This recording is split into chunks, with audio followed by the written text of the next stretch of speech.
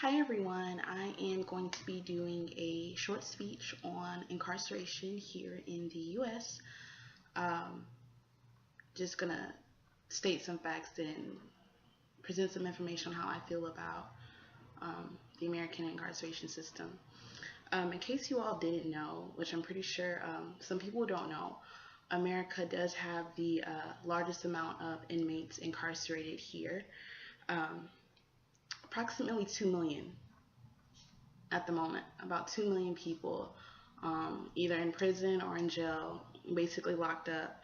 And no surprise, about 90% are men, and about 40% of those men, their ages range anywhere between 20 to 35, and about 23% of them are high school dropouts. Um, that's a substantial amount of dropouts. If you look at the age and the dropout rate, I feel like there is a correlation, and we'll get to that later. Um, the reasons why I feel like, or the reasons that America does the incarceration system is, for one, to protect our society. Um, Basically, somebody commits a crime. Of course, the whole community is going to be in fear because this person is still out there and they feel like their safety is at risk. So they incarcerate the person to, I guess, make the public or the community feel a bit more at ease. The second would be to rehabilitate um, the person who committed the crime. Basically, I'm assuming that the incarceration is supposed to help them. Um, in my personal opinion, I feel like it doesn't help them as much as it's supposed to. It's more of uh, it's definitely more of serious punishment to me than you trying to help me get better, or you trying to help me make sure that when I do get released, if I do, that I don't go out there and make the same mistake I just did to get back in here.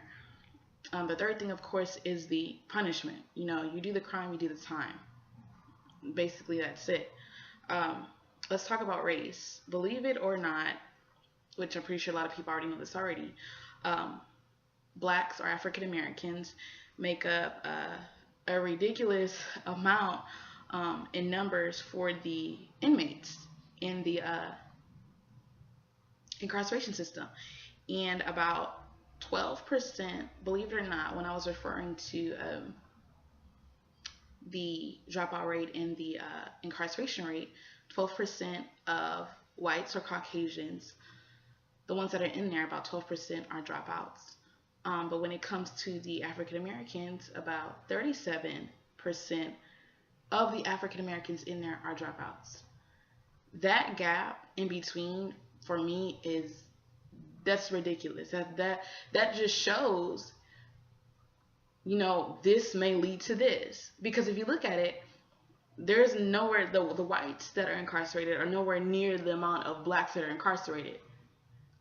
The whites, the dropout rate for the whites are nowhere near the same as the number of the dropout rate for the blacks. So there's some relation there, as in going to school and you doing crime. For me, I see that there is a correlation. And the next step, or the next thing here, is poverty versus crime.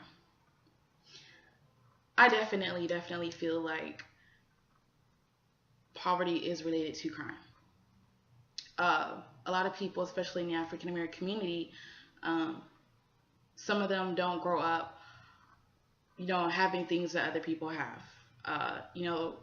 People say, they grow up in the ghetto, or they don't have both of their parents, or, it's always crime in the neighborhood, and, it's a whole bunch of social factors that are, incorporated into the, I'm not sure what's the correct word for it, but them just not having the regular middle class life.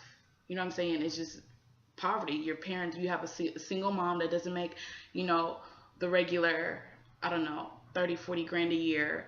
And so it leads the kids to think, I don't have anything. I don't have anything. I don't have this. I don't have that. I don't have money. I don't have a car. I don't have, clothes. I don't have the type of shoes that I want. I don't have anything, so let me go out here and let me try to hustle. Let me try to get it. You know what I'm saying? Let me get it in the, you know, a legal way. I don't have anything to lose. And then they end up,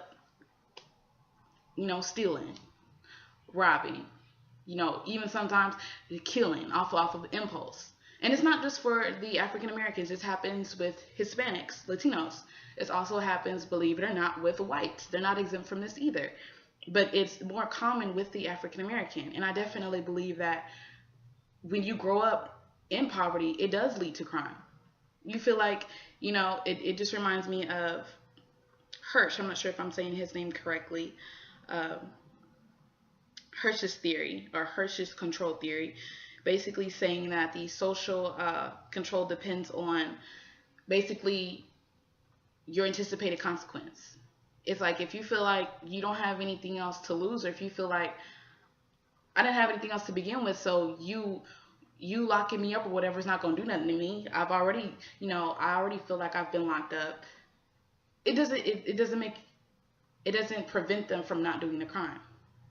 Versus someone else who, has, is currently in college. They have, both parents. They are, somewhat financially stable. For them to go out and commit a crime, they start thinking about everything. Like my parents, what about my school? What about this? What about that? It's so much things that they're not willing to sacrifice for that crime. So that's where I think that the poverty and the crime definitely go hand in hand, basically. Do I think we should keep up with the incarceration system? Most definitely. Do I think that, the crimes that require the incarceration system, should they be kept? No. I think that people who,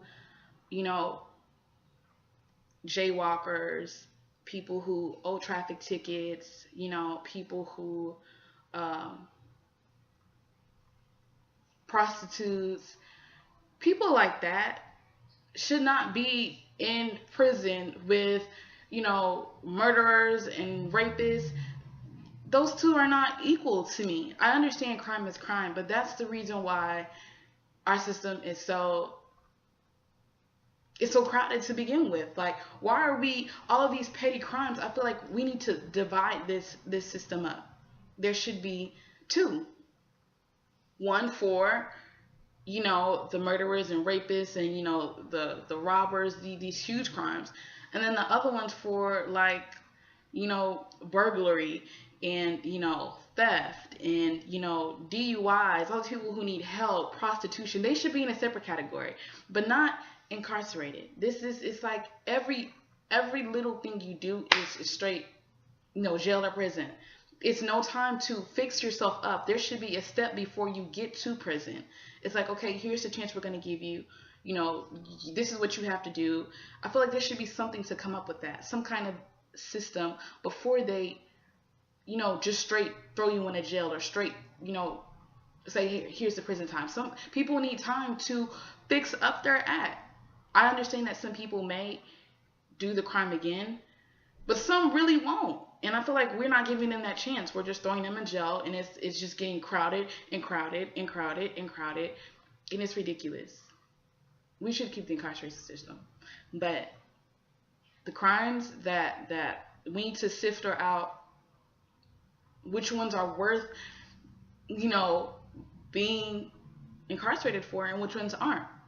That's why I feel like the taxes that we pay, all the taxpayers' money is going to these, systems, to our judicial system, and we're paying more and more because more and more people are getting locked up. And I feel like if we could sift her out and divide these crimes amongst, like I said, I realize both of these are crimes, but divide them up as in which one is more severe than the other, we could reduce a lot of money. We could reduce a lot of spending. A lot of things could be cut back on.